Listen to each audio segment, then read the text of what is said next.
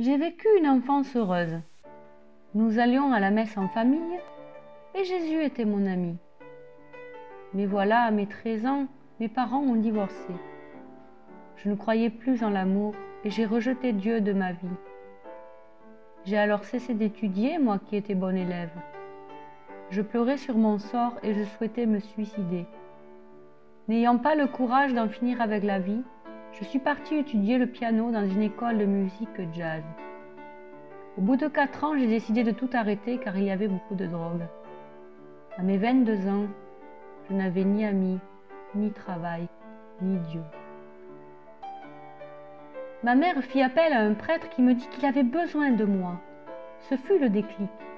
Moi, pauvre feignante, je pouvais être utile à quelqu'un. J'y suis allée. Je devais aider au secours catholique en rencontrant des jeunes de la rue. J'ai rencontré Sylvain, un jeune tout joyeux, tandis que moi je pleurais sans cesse, moi qui avais un toit et de quoi manger à ma faim. Il me témoigna de sa foi en Jésus et je me suis mis à lire les évangiles. J'ai alors trouvé Jésus formidable, lui qui pardonne, guérit et nous demande de nous aimer les uns les autres. Ce jeune me confia que s'il avait eu ma chance, il aurait fait des études. Alors je me suis mise à étudier et j'ai obtenu un master en informatique. Cependant, durant ma 2e année de DUG, une tristesse habitait mon cœur. Je croyais que ce Jésus que je trouvais formidable en lisant sa vie dans les évangiles aimait tout le monde sauf moi. J'étais dans une mer immense de souffrance. Je pleurais sans cesse et seules mes études et ma musique me permettaient de m'évader un peu. Le 6 janvier 2000, j'ai sauté sous le métro de Marseille. Et bien que 2 wagons me soient passés dessus, je n'eus que quelques points de suture aux genoux et à la tête. J'avais perdu connaissance et en me réveillant à l'hôpital, je ressentis l'amour de Jésus pour moi. Et cela bouleversa ma vie.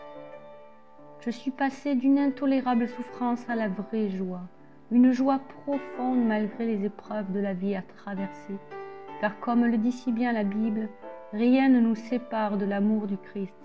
Romains 8, 39. J'ai demandé pardon pour mon passé au sacrement de réconciliation et j'ai accueilli l'amour que Jésus voulait me donner. Le 8 juin 2003, j'ai reçu le sacrement de confirmation et cela a été le début d'une vraie vie de prière quotidienne avec Jésus et Marie. J'allais régulièrement adorer Jésus dans le Saint-Sacrement et je priais le chapelet quotidiennement. Le 1er novembre 2017, lors de la messe de la Toussaint, j'ai pioché une parole de Jésus à Sainte Faustine. « Je désire que tu vives de ma volonté dans les plus secrètes profondeurs de ton âme. » Cela m'a touchée car j'essayais de faire la volonté de Dieu, parce que j'avais une décision importante à prendre. Mais je ne savais pas encore la profondeur de ce message.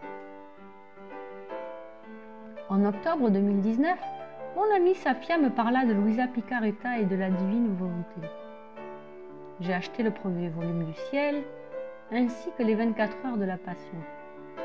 Cela me bouleversa. Oh, combien Jésus nous aime!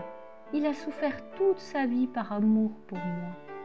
Il ne regarde pas mon péché, ce qu'il veut, c'est ma volonté unie à la sienne.